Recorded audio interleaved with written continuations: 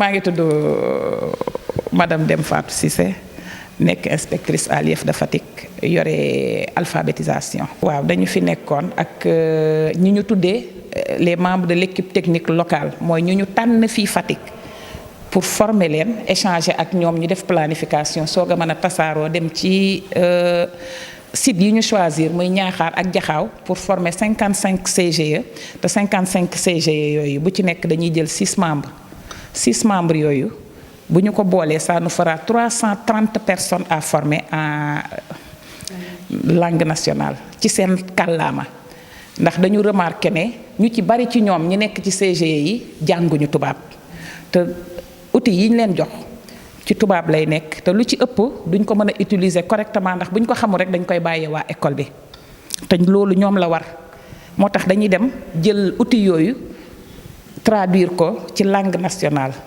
jox leen ko ba pare jàngal leen langue nationale nan lañ koy lire nan lañ koy comprendre nan lañ koy utiliser loolu mooy sunu CGE mooy comité bi nga xamante ne bii mooy nekk ci école yi lépp luy xaalis moo ko yor état bi am na lu muy jox école yi ci seen loxo lay jaar mais am na luy jaar ci parents d'élèves yi aussi du dugg ci école yi ci seen loxo lay jaar ñoom aussi dinañ jóg wuti li ñuy wax recherche de fonds jéem a xool nan lañ mën a wutee leneen lu ñu mën a jëlee feleen lu leen ay bonne volonté indil keneen ko am lu mu baaxee école bi ci ñoom lay jaar léegi nag loolu ñoom ñoo war a toog xool nan la ñuy def pour que soxla bu am ci école bi rek ñoom ñoo koy régler ñoo koy gérer. Bonjour, je m'appelle madame Deme Fatou Cissé, inspectrice à l'IEF de Fatick.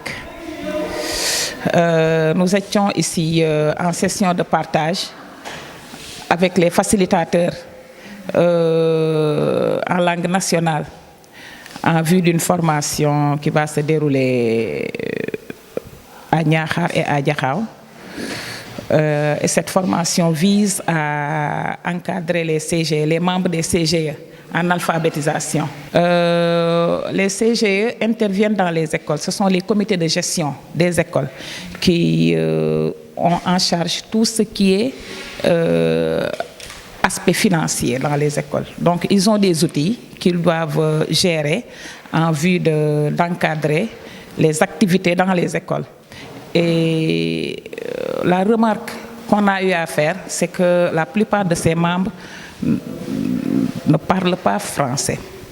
On a voulu les alphabétiser en langue nationale pour leur permettre d'utiliser ces outils qu'on va traduire naturellement en langue nationale, en 6 langues, Serer, Wolof, Pulaar, Soninké, Joola. Voilà, 6 langues nationales. Et, leurs outils seront traduits en langue nationale et maintenant on va les former dans ces langues-là.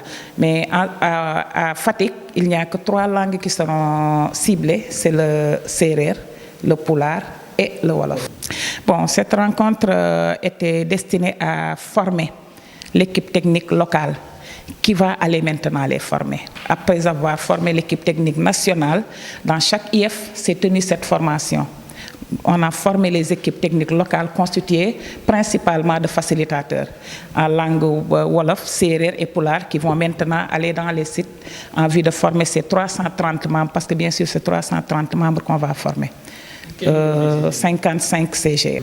On en a parlé que les rôles ce sont les membres des CGE qui gèrent l'aspect financier dans les écoles, qui vont chercher des ressources en plus de ce que l'État leur alloue et qui sont chargés maintenant de gérer ces ressources-là, de faire les dépenses, les contrôles, tout ce qui touche à l'aspect financier dans les écoles. On les a choisis de par leur engagement, de par leur efficacité et de par leur expérience sur le terrain. Donc l'appel qu'on va leur lancer, c'est de faire preuve d'engagement et d'efficacité parce que les sessions ne durent que 2 mois. On n'a que 2 mois pour les alphabétiser, alors il faut être très efficace sur le terrain. De toutes les façons, nous serons à leur côté.